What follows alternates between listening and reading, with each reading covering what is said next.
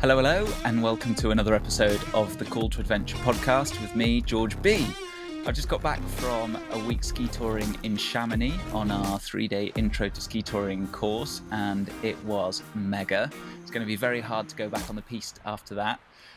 Interestingly, when I told a lot of people that I was going ski touring, and they were like, what's that, George? And I said, oh, well, it's where you walk up the mountain and you don't use the ski lifts. And a few people were like, why would you do that?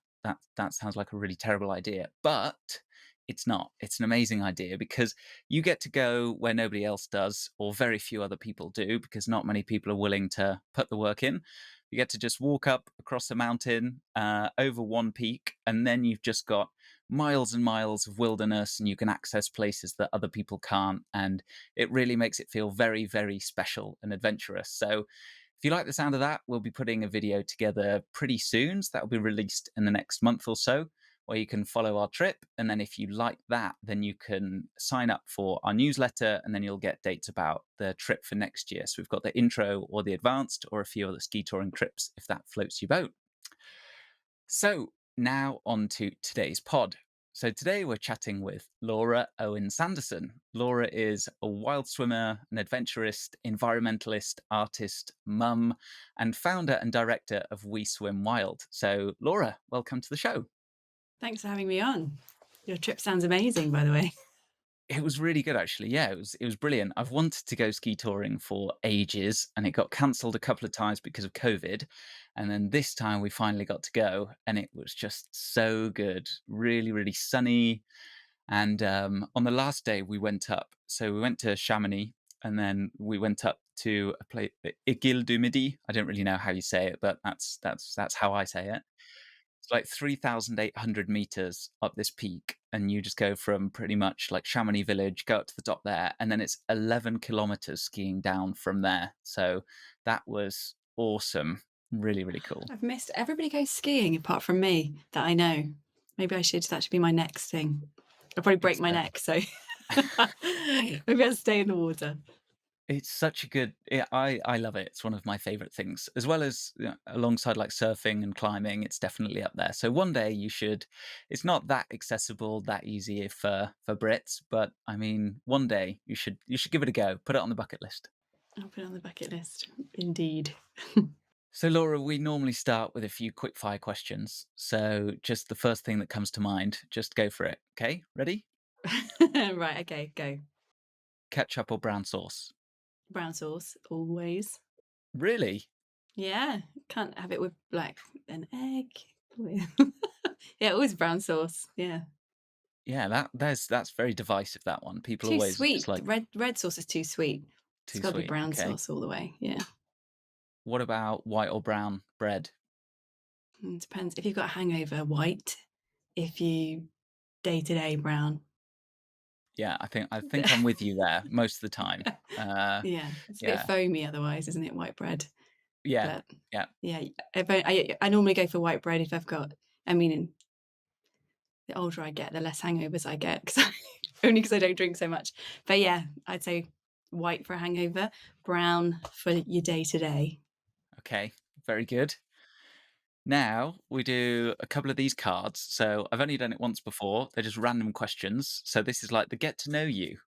So I'm going to pull out some random ones, and we'll see. Feel free to skip them if they're a bit intense. So what have we got first? First one is: are you competitive? Oof. I don't think I am, but then people tell me I am. But I've just been diagnosed, actually. This is interesting, with ADHD, so I'm going to blame it on that. But Oh, really? yeah, I think if I'm really into something, then I can come across competitive because I'm really into it. But if I'm not interested in it, then you can win. But I think, yeah, my other half would probably tell you that I am competitive in a game, and my kids. But yeah, not intentionally. Yeah. What made you think that you might have ADHD? Because it's a quite late diagnosis for you to have it, right? A lot of people get diagnosed when they're kids. I guess we didn't really know so much about it when we were Yeah, younger. I think it's definitely overlooked for women. Women, it's slightly different. So I think everyone thought, like at school, you had to be bouncing off the tables, which I wasn't. But I was like always super creative. I've always been like highly creative. So in my former life, before we did the non-profit, I was an art teacher and head of art and different things like that. But yes, I've always been super creative, but rubbish at life stuff or like stuff like trying to fit into boring life stuff like bills or yeah, just life stuff. I'd be like, oh, I'll do that later or do it. And I liken it to, I've only really noticed since I've gone freelance because when you're freelance, you are your own kind of guide to everything. So yeah, it's like starting like 20 forest fires on one day and the next day starting 40 more and trying to put out 10 more and the next day starting 500 more forest fires and trying to put out the old ones. And it was getting more and more like that as I got freelance because I could just come up with more creative ideas more and more. And then yeah, a friend of mine, I don't know if you know the adventurer Lindsay Cole, she has it. I'm sure she won't mind me saying. And she said when we were on an expedition in Scotland, when we spent like, because we both have it, we would spend like 2 hours before I started the swim looking for our car keys or looking for, it was just a nightmare as the two of us together. And she said, Laura, I think you might have ADHD, but I just laughed it off. And then, you know, as time went on, I got a diagnosis, which has been, yeah, really good. What kind of treatment do they give you? I'm on the kids dose, but of Elvance. It's like a tablet and you're like 20 milligrams. But I don't know what anywhere else's brain is like. So my brain would be like, I've got to do this, I've got to do this, or I've got this idea, I need to do this. And I'd go to sleep. And as soon as I'd wake up, it'd be like, oh, and I got to do this, and I got to do it. Like 500 things would start again. So for me, it helps like, I think it has the opposite effect. So I'm able to choose, right, we're going to do this and you're going to finish it. And then you're going to do the next thing and you're going to finish it rather than do a trillion things and not finish any of them. Yeah. Yeah, I think it's much more common than was previously thought, right? A lot of people have it. I know a lot of people have been diagnosed with it. Yeah. In this country, especially, it's been, I think there's loads of people that are undiagnosed. And now I have it, I'm able to see like a lot of my friends, I think, you know, that are really successful, or that a lot of them are entrepreneurs actually, or adventurers, or they're like presenters on TV, or they're really good creatives. Yeah, I can see it in them. They're quite the same. I think a friend of mine, Jamie, said that it's like there's nothing actually wrong with you because your energy levels are so high or your like creative levels are so high that trying to live in this kind of system that we have created as humans is the problem rather than which is true actually, because it's when you want to bring yourself down to do, you know, from your great ideas to do things like pay bills or file your taxes, things that people don't like doing anyway, or quite like it would take every ounce of my being to do them. And it would take me so much longer than everybody else. But I could like fire out a trillion million ideas, or, you know, I wrote a book last year in a few weeks, got that done. You know, if I'm really into it, I can get it done. But if it's a mundane task, the effort that entails. I Yeah. completely agree with that idea because it's just that the modern world is very optimized for a certain type of person, right? Like you have to be able to sit down and it's quite unnatural. Only very recently have we like sat at desks all day and been like 8 hours, you're going to do this and like build this spreadsheet or do loads of things back to back, like pay all these bills or do your accounts for the year. That's so unnatural for a human being for the last like 300,000 years. I don't think anybody would know whether a hunter gatherer had ADHD or not. Like everyone. But yeah, I read that they're saying that that in those packs that somebody must have had ADHD to be alert. But I don't know how true it is. It was in the Mm, Guardian because look out for like lions and things. But I noticed actually because I'm in a shared office now with loads of other non-profits, or it's a forestry hub in Mahuncleth. But I share an office with them, and I'd go into work. This is how I thought I've got to do something about this. So I'd go into work, and the guy next to me, Tim, who's great, he'd come in and be able to start work, and I'd go in and I'd think, God, it's so quiet in here. Oh, what's out the window? And I spent an hour and I'd just be looking at everyone thinking, God, how can they start work? God, it's so boring. And then I'd start work and be hyper focused. But it would take me an hour to be able to sit still and yeah, and start. Once I start, I get too focused, and that's the other problem. mm. So it's a bit like Yeah. a superpower. You just got to wield it in the right way. Yeah. Cool. Okay, let's go for one more. Is there anything you regret not doing due to fear? Well, I don't know if you know my story, so Let's get into it. yeah, so I used to have a boarding life. So I had a life, but I mean it's fine for everybody else. But you know when you do something. So I had this idea when I was younger, I was going to travel and do all this, and then I had my daughter really young when I was actually at university. So I stayed, and what I did then was I instead of going into career of like design and art, I decided that I would travel and I would get a PGCE and teach art because I knew that every country that I wanted to go to that was remote would have a school. So I'd at least be able to work and travel. So my first job was on an island called St. Helena on the South Atlantic. And my daughter was about 2 actually when we arrived there, 2 or 3. Wow. And we stayed, yeah. So so I had a career in teaching and I'd worked my way up and I was good at it because I was winning loads of awards and, different things. It's probably my competitive side. And I just knew, when and you're doing something. And I think I got, so like I'm 40 now, but I remember getting to like 35 and thinking, oh my God, I'm so old. Like this is my life. And I knew it wasn't my life, if you know what I mean. When Hmm. you're doing a career and you think, oh, I'm so old now and I've just got to stay doing this. But like deep inside, I don't know where it came from. I just knew it wasn't what I was supposed to be doing, if that makes any sense at all. Yeah. Anyway, because I get hyper focused, I overworked. And on the last day of term, I'd been ill for about a month and I kept going back to the doctor. I won't bore you with too much detail. But I remember looking really ill and everyone was like, God, you look like death, Laura. And I was, but I wanted to go to India for the summer. So I worked and worked and worked. And oh God, I was really ill. And anyway, the next day I was rushed into A&E, which is the first day of the school holidays. So don't work too hard, kids. And so basically, so I knew I was dying at one point. I thought, like, you reach a point of calmness, and I thought, and I felt really calm. Anyway, I just knew, and I thought, oh my God, I'm actually going to die. And then rather than, and you feel really calm. So if anyone is worried about dying, you actually feel really calm. So don't worry. But I just remember thinking it was like someone had like ripped open the curtain of, oh my God, you're not going to make it till you retire and you're not going to be able to do all those cool things. And those things you were putting off until you were thin enough, till you were super fit, till you get over your fear of being on camera, I just loads of things in life that I'd put off. I thought, oh, I'm never going to do them. This is it. And I've worried about what will other people think.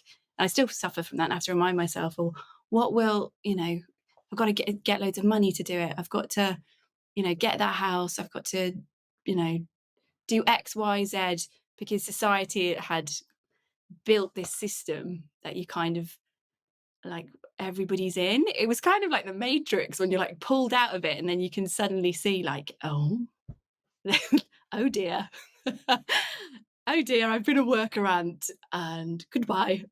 And then so that was the overriding thought. And then and then when I came back, I thought, right, I'm never going to do that ever again. And so I tried to go back to work in my old work teaching, and I know it sounds awful, and like hats off to all the teachers out there because we work our backsides off. But I just didn't believe in the system anymore, like what we were teaching, what the things that people thought were really important, and they would have huge meetings about. I was just like, God, our life is so short, and we're in this concrete building talking about the most mundane things, and we're all talking about it, and it doesn't matter. But it's so hard to convey that to people who haven't had the same experience as you, who are still in the system. And had I not had that experience, I was probably one of the worst because I was one of the senior mentors in the school, so as part of the leadership team. And I train all the young teachers, and I was like, yeah, keep working. So when I went back, I still had that job, and I was like, no, don't, just finish work, go and live your life, and then come back fresh. So eventually I realised, I continued to be ill afterwards, which is what led me to swimming really. But I continued to be ill afterwards. So it took me a while to get back up to speed. And yeah, I ended up leaving that job and I thought I'd just do something with purpose rather Mm. than, which is what I'm trying to do now. Mm. Skint, but trying. The best way. Um, Yeah. it's really interesting. I agree with and I think I've experienced it to a lesser extent. So that I think there are lots of catalysts that can help us have those realizations, right, about how Mm. the way that we live is in some ways great, but there's a lot of insanity to it as well. It's just because everyone's doing it that it feels normal. But travel, I think, is like probably the lowest form of thing that helps you realize that we don't all have to live in a certain way, because you go and you just see other cultures. And especially if you go to somewhere that's really different, then you start to realize, like, oh, wow, these people don't just sell their souls to go and compete with each other to go and get a big house and an expensive car. Like, they just work in the family shop in in the middle of Bolivia or Panama, and they're just like, they seem pretty happy. And yeah, they don't need all these possessions, and that gives you some kind of realization. And then adventure turns that up a little bit more, and you have a kind of different insight from often near death experiences, or at least very dangerous experiences. And you can realize, like, if that went badly today, we probably wouldn't have been here. And most people who are into the outdoors and adventure have had at least a few experiences like that, and that helps you have one of these mini realizations. And then there's meditation as well, which is something else that I've found that helps me escape the matrix and look at things a little bit differently as well. But then I'd imagine even higher is like the experience that you've had, which is really being close to dying and then having that realization slap you in the face And extremely I'm glad it did. rudely. Mm. Or else I do feel quite fortunate because not everybody has somebody come and like shake them out of what I describe as like a deep slumber and say, right, this is it. Like, this is not a dress rehearsal. Like, get out and do everything you want to do whilst you're here, whilst you've still got your health for a start. Because I think a lot of people put things off until, oh, I'm thin enough, right? I'm going to train. And, you might end up being like 80 and thinking, oh no, I didn't do those things. And now I can't physically do it. So yeah, I feel quite fortunate actually that I had that experience, because I think I was so deeply entrenched in the system that had I not, I'd still be there now, like unhappy and yeah, flogging myself to death. Yeah. Yeah, it's funny, isn't it? Those experiences that can seem the worst at the time can be really valuable in the long term. If people are thinking, well, I don't necessarily want to go and have a near death experience though, then I completely get that. Hopefully conversations like this Well, go yeah, I wouldn't recommend trying to have a near-death experience, but I mean, yeah, maybe don't do it. Just listen to my story, and Yeah, yeah. yeah. Listen to stories, try and get inspired, do some travel, do some adventure. And if people are interested in meditation, one of the things that so I really recommend starting with the Headspace app to learn all the foundations, and then going on to something like Sam Harris's Waking Up. And on Sam Harris's Waking Up app, they have this thing where you do daily guided meditations for 20 minutes, but then he also has these things called mindful reminders, and it comes on at random throughout the day. And it's a 1 minute or 30-second clip, and he says something similar to like what you just said, like, you will never be here again, one day you're going to die, do what you want to do. And it's just little things like that, and they're always at different times in the day, and it's so good for removing you from the day sleep of normal life. So I'm loving those. I only got them recently, but they're brilliant. I Yeah, really rate them. I do think that as a society, there's one thing that we never talk about or we're all scared of. But the only thing we all have in common, without a doubt, is that we are all at some point going to die. It's just how whether it's going to be your pajamas at 90 or, like I think it's only 2%. But yeah, I'm talking about meditation. So I would always struggle with meditation and I'd try it and try it and try it.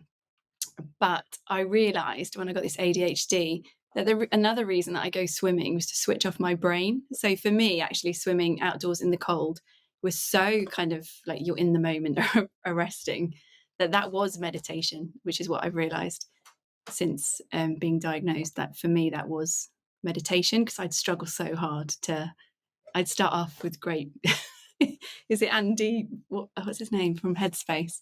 I'd start off really well, but obviously I couldn't sit still for too long. But yeah. So meditation for me was swimming, which we haven't, which we'll get onto. But yeah, that's great advice, and something that I know a lot of people struggle with, sitting there doing that kind of stuff. And I think the physical version, like cold water swimming, is a great option. So yeah, let's dig into it. So how did you had this event and this illness, and then kind of made your way back to better health? But then how did you actually get into wild swimming specifically?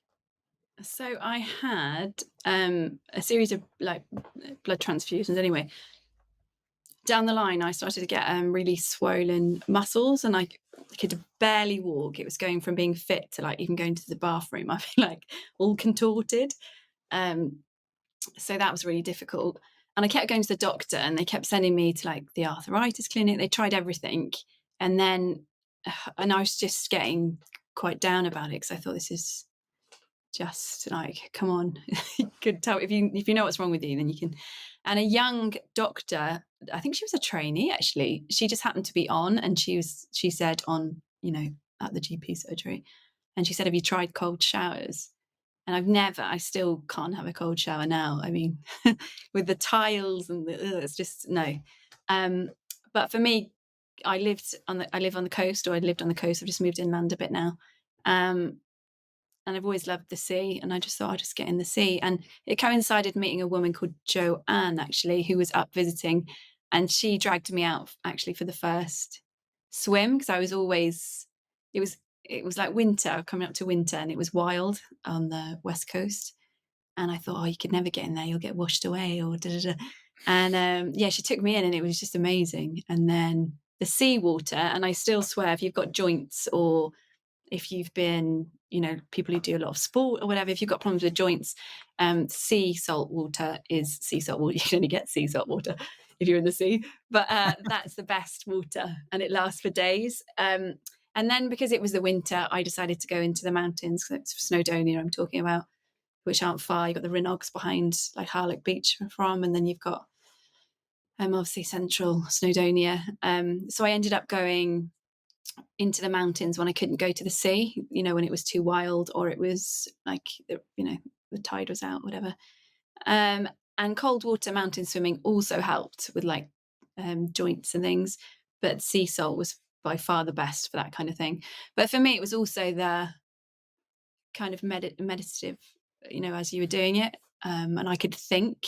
And now I know that I had ADHD, I think, because when I started taking the tablets, which I don't recommend everybody do, I did start to think, that looks cold. Do I want to go in? And that's never happened to me before. And then that's how I put the two together, that it was more about the kind of the calmness. It would switch my brain off for however long I was in there. And that's how I got into it, really. Yeah. And the more time, I started Snowdonia Beach to clean with another girl, and we started cleaning up those areas. And then the higher I went, the water was crystal clear in some of the rivers and lakes around here. And it was in the news a lot of the time, like, for example, about plastic. We were finding so much plastic on the beach that plastic never goes away. And I wondered what that meant, and and then I decided to swim from Snowdon to the sea to highlight the plastic pandemic. And I found a local scientist had just come out in the news that he'd been testing for microplastics. So I decided, not long after, I think it was a year after I'd been ill, that I would, this is probably ADHD, I make life decisions in 30 seconds without any risk assessment. I thought I would swim from Snowdon to the sea. And that's what I did. And then when we found, it was before a lot of the research had come out about microplastics being everywhere. It was a month before it came, they'd found it at the Alps. And then I decided to do, I run a company as well at the time called Wild Swim Snowdonia, which has since closed, because I wanted to have more purpose. And for me, that was protecting the places that I loved or got so much from. And then I realized there was a whole community of people who also wanted to do the same. And that's how We Swim Wild, my non-profit that I started, came about, which I've gone completely off piste, haven't I? No, I should no, let you that's talk. all the stuff that I want to hear about. No, that's really awesome. So yeah, we'll definitely dig into all of that. But taking a step back to the wild swimming stuff. So what is it about cold water swimming that's different to swimming in normal warm water? Obviously, it's cold, Well, when, but but when what it's is it? warm water, I think most people just want to get in. For me, it was I don't know if you've done it, but anyone that has done it, you've never felt more alive. So for me, it was a combination. So it made me feel, and I'd always done Kunda, that I felt alive when I got out. Like it would bring you back from the coziness of the mundane, because it's so easy, so easy to slip back into the system. And that for me was one thing that would remind me, like, boom, you get all of your senses going. Like you'd be up on top of a mountain and you're not supposed to swim on your own, but if I was on my own, and I'd just be like, yes, right, I am alive. This is, there's nothing more kind of arresting than that, I think. And also in nature. So for me, a cold shower just doesn't cut it for me. So being in the wild, being, just reminding yourself you are part of nature. For some reason that humans have created this idea or this system that nature's one place that you go, like a reserve, or it's over there, and we live here, and that's over there. Like we are nature, we are animals, and we've tried for a long time to, like, I think that's half the problem with society, or like mental health or well-being. There's that we've started to put this competitive edge in, where we've forgotten about community sometimes, and we've forgotten about nature, which is half the reason I think people just don't connect the dots with the things in nature, with like human impact. And it's just about going back to that, really. So for me, yeah, there's nothing that will make you feel more alive than getting into some cold water and having a good dunk. Yeah, for sure. Yeah, especially in the mountains and doing it outdoors. I know I did try cold showers for a while. Um, I did it for I did it before Wim Hof kicked off. I think it was like 10 years ago or something. I read The 4 Hour Body by Tim Ferriss, and he was just like, cold showers are really good for you. So I was living in a student uni house it was like a council house in Leeds, and it was freezing, and we did cold showers for 6 months or a year. And there was no like Mm. technique behind it, no breathing. It was just like put Rocky soundtrack on and just jump in and like shout and Scream. scream a lot. And then after about, I can't remember how long we did it for, either half a year or a year. And then I was like, I think I'm done with this now. And then Wim Hof came around, and I was like, oh, this is quite cool. I love this guy. He's amazing. So I tried it a little bit, but then for me, I also it never really managed to stick to that. Whereas wild swimming and outdoor swimming, cold water swimming outdoors, really spoke to me. I think in the same way that it did for you, in the way that you described before. There's something very very special about it, and shocks you into this moment of like presence, stops your internal dialogue, and really gets you involved with whatever's going on around you. So I've really loved getting into wild swimming, but I think a lot of people are scared and intimidated. And in some, I think you do have to be respectful of it now that it's kind of really taking off. Seen a few, and well, a increase in fatalities last year. So, what advice would you give to people who are looking to get into it but haven't maybe done very much before? So I'm also now at this point in my journey, I'm obviously a beach and open water lifeguard. So I've written some things on our website. If you go to weswimworld.org, there's a whole water safety in there's a swim with us tab, but there's a drop down with videos, and there's also um, there's advice for different water bodies to keep you safe. One of the main ones, just for like runoff and nasties and things, is don't swim after heavy rain for 48 hours. You need to leave it 2 days to clear, even if you're in like rural areas, because you've got agricultural runoff. You could have a sheep coming down the tunnel. You could have any debris, because the force of the water will take, from the mountains. By the time it comes down, it takes a long time. You should always swim with a swim buddy, because a lot of these remote places don't have signal. And if you get into any difficulty, you need to be able to, have somebody with you that can look after you, make sure people know where you are. It depends. So we have a section with different water bodies, because they're all different. So for the sea, for example, you have tides and rips to contend with. So it's really I find the people that get into trouble are the people who haven't got the knowledge. So I think if you're going to do it, it's really important that you have the knowledge beforehand. Otherwise, you're not getting off to the best start as it is.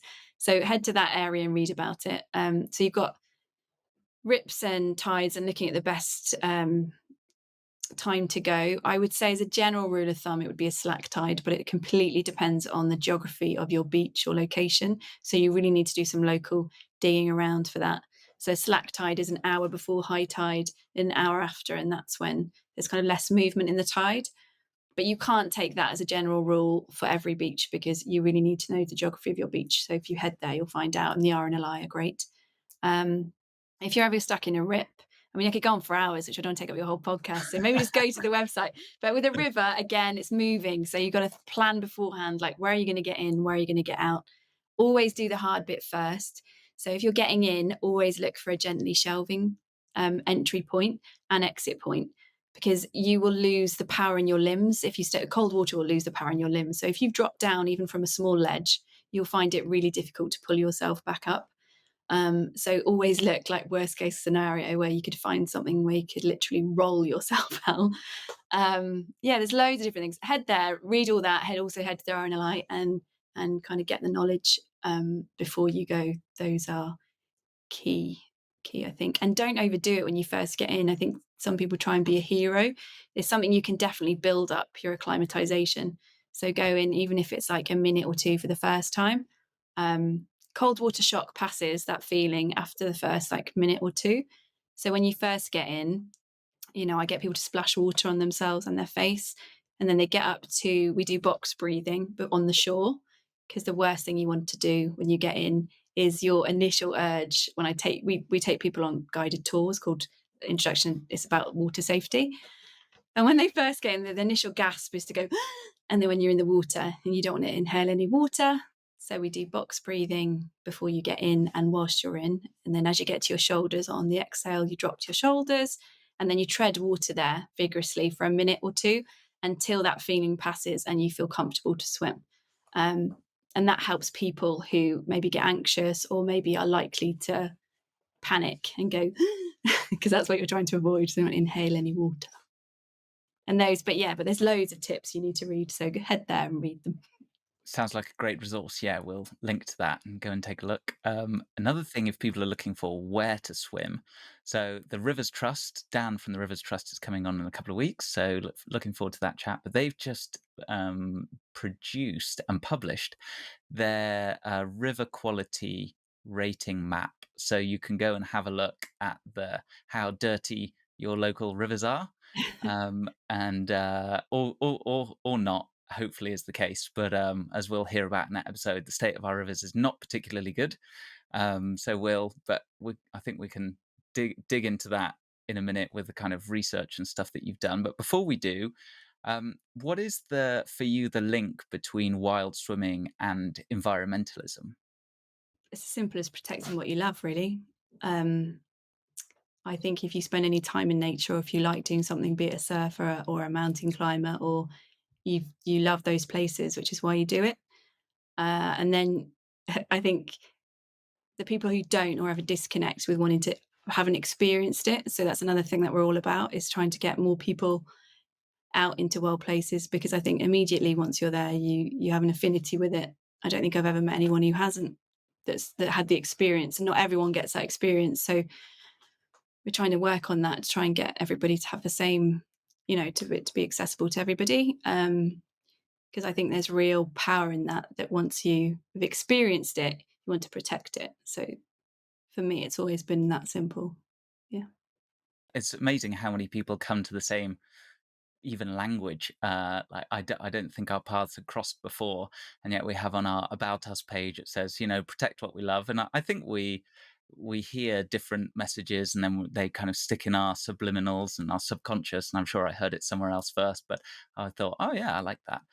But the realization, given that we're on this kind of shared mission, I think is really, really powerful, and something that I've seen. Like we used to do talks on climate change for kids, for example, and a bit of activism. And it was always difficult to really connect with people. But then when you take people out say ski touring, and then you can see the retreat of the glacier, and on the side of the wall when you climb up the stairs at the end to the train, once you've done the Valley Blanche 11 kilometers, it has all of these things on the wall with the glacier was here in 1995, here in Oh, I've never seen 2000, here in pictures of that. 2005. Yeah. And it is just Yeah. so powerful in a way that more stats and figures could never be.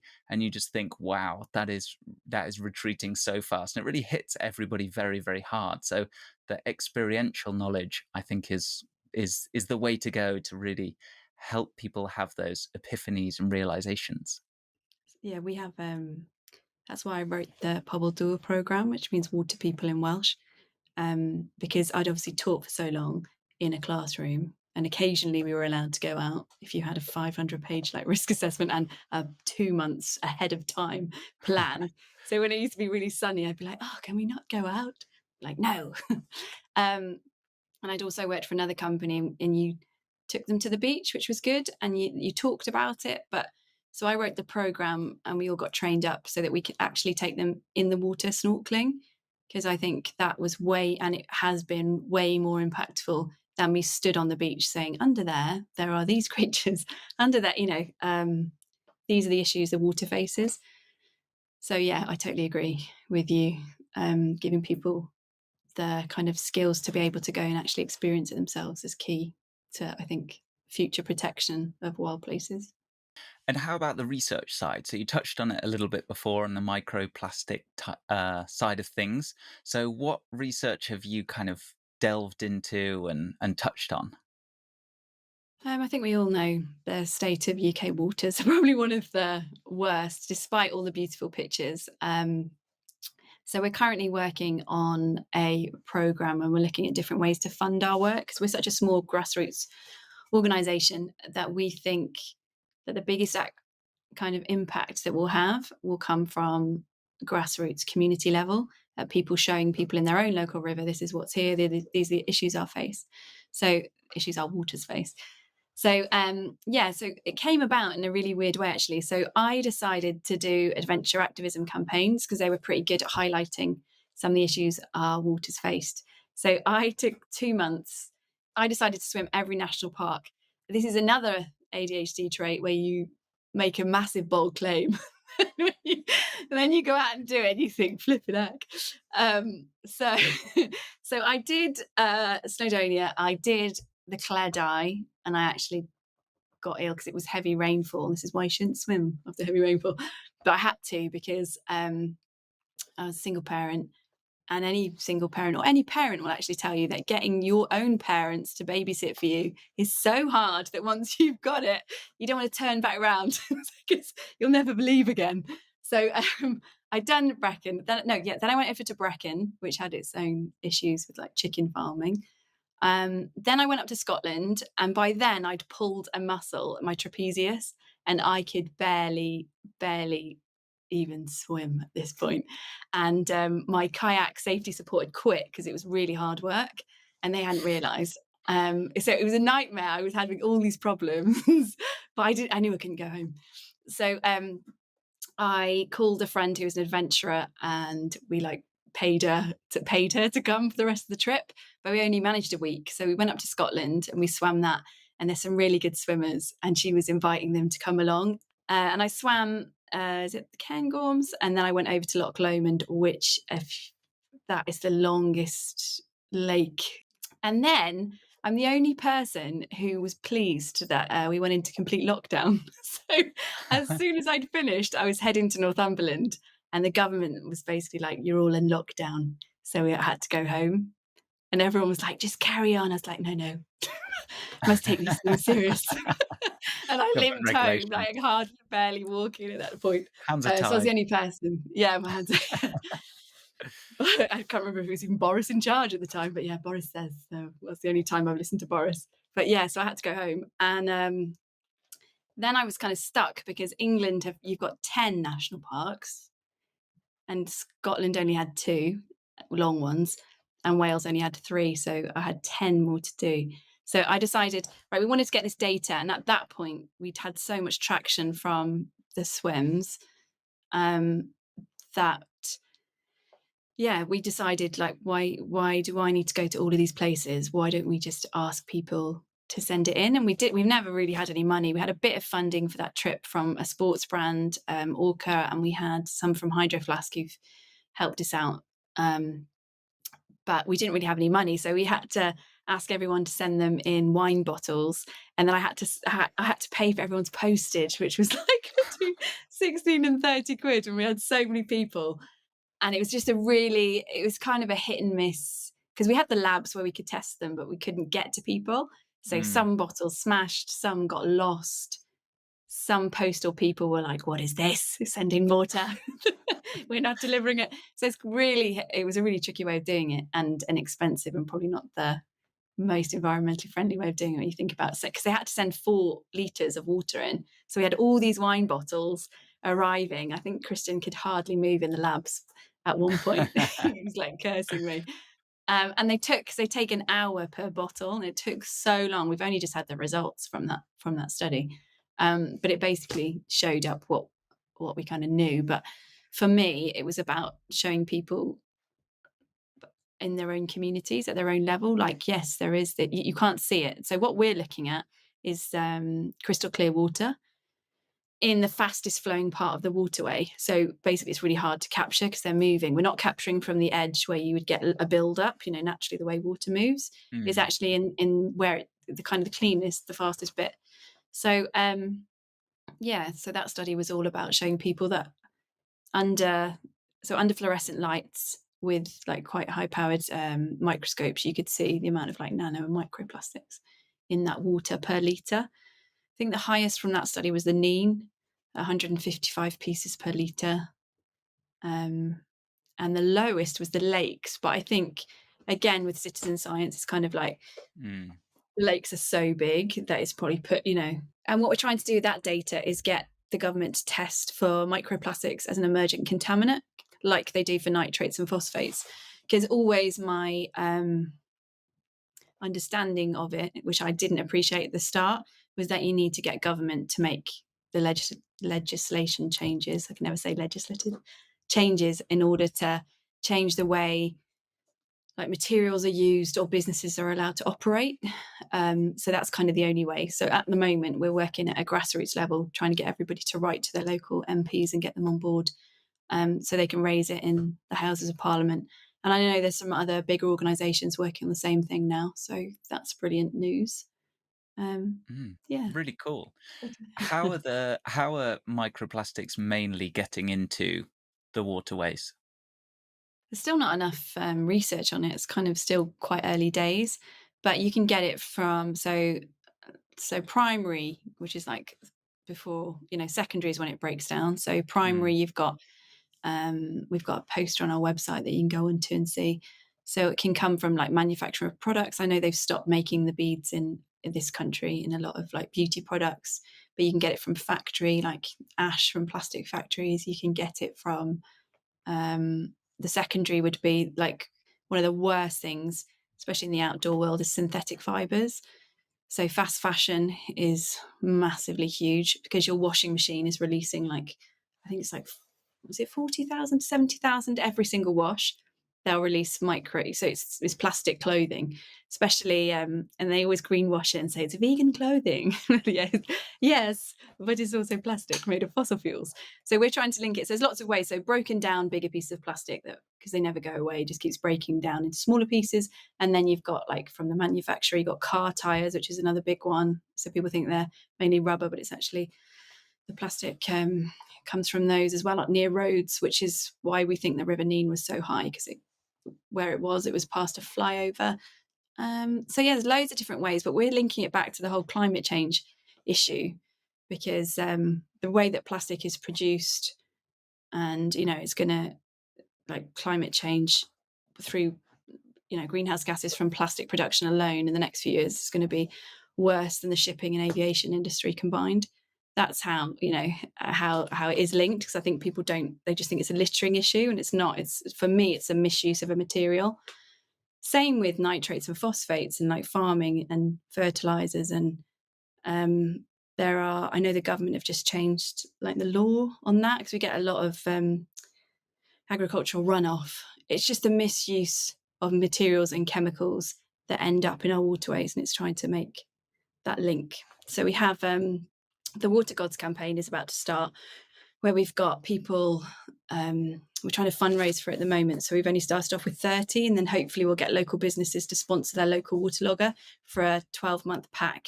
And it allows them for, like, once a month, they'll test their water for a range of different silent contaminants. And when I say silent contaminants, I mean you can't necessarily see them. And we're also doing like cleanups along the river and collecting that data, but we're also doing biodiversity studies. And the reason that we're doing citizen science biodiversity studies is because, when there is chemical buildup or toxins, the first signs are that your fish are dead, that the bee population has been wiped out. Those are key signs. And also in this country, we're set to lose like a quarter of our, population of kind of animals, invertebrates that are on the red list. So yeah, it kind of all, for me, it all interlinks. It's not just one thing like water quality, or it's not just one thing like, oh, you're looking at plastic. It kind of, for me, it's generally just trying to be better humans, really, and better use of the way that we live, and join up the dots. Because I think when things are maybe, so like land use, we're only actually allowed to swim in 3% of rivers legally. So most of us are unknowingly trespassing. So, we've got probably really good eyes on the ground to say what's happening on a day-to-day level in those areas. So I think it can be quite powerful at grassroots level. Yeah, really cool. So one thing quickly before I forget is that if people are wanting to do something about microplastics, is guppy bags are a really good solution. So you can wash if you already have things that are synthetic, or you have like a quick drying microfiber towel, something like that is like one of the worst offenders. But you can buy these little guppy bags, and then you put your clothes in there and then wash them, and then the microplastics or it gets stuck in that. So ideally, just don't buy any more stuff like that. But if you've already got some stuff, Just then don't buy it's stuff in general. Yeah, if you've got, trying to think what you could do. So if you're going to buy something new, try and find something from natural materials. So like a wool jumper is much better, and it lasts longer. Try and avoid fast fashion because that lasts about 5 seconds anyway. Try and refill for good. That's what we say. So buy a reusable flask instead of like keep buying, like on the go water bottles, sandwiches, because it doesn't go away when it goes in the bin. Yeah, just try and be more mindful if you're out in the environment, enjoying it anyway. If people want to get involved in the Waterlogger project, how do they do that if they want to become a water logger? So occasionally we do big scientific campaigns, which where we test for, like we just did with the microplastics. But generally, we're asking you to sign up to be a waterlogger, and we're asking you to do that biodiversity study and a cleanup once a month. So if you're part of a swim group, you could be the waterlogger for your swim group, and then you go back onto our website, which will be up in the next 2 weeks when we launch, and you can upload that data, and we'll use that to make a change. And there's also will be a ton of resources on there, so you can get your local MP on board and involved, because I think that's the only way to make big waves, is as collectively as individuals at grassroots pockets around the country, we're all doing the same thing. And then our local representative is supposed to be the voice of the people, so hopefully they'll take that then to the House of Parliament, and we can start looking at legislation changes in the way materials are used. And also at community level, I think raising it in the local paper, what you found. You never know, you might find that you've got a huge water vole population that's on the red list. It could be a positive as well. So yeah, just head to our Swim Activist tab, and there's a drop down of resources, and the biodiversity one will start in the next 2 weeks. So yeah, that would be great if anyone wants to join. Really cool. Awesome. Well, good to end on something that we can do about all of this, because it can often seem like doom and gloom, but there are lots of amazing projects going on, kind of big and small. So I am encouraged with how many initiatives there are, and the fact that there's a lot of great organizations and people trying to do the good work to turn the oil tanker, even though it's pretty late in the day. We should have done stuff a long time ago, but we are where we are. But don't be disheartened. And if people want to get involved and do some citizen science, which I think I will do, that sounds awesome. I want to give that a go. Then you can visit We Swim Wild, and we'll link in the show notes as well. But Laura, if people want to find out a little bit more about you, where's the best place for them to go? Yeah, if you head to weswimwild.org, we've got everything on there from our swim safety tab to our swim activist tab where you can get involved. So there's loads of information on there. We do publish a magazine, and we have our own podcast, although we're not as slick or as regular as you.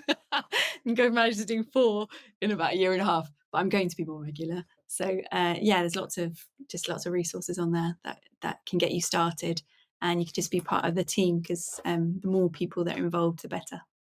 Very cool. Awesome. Well, thanks very much for coming on, Laura. It's been great to chat. And listeners, thank you for taking the time tuning in. So until next time, thanks for listening. Bye bye.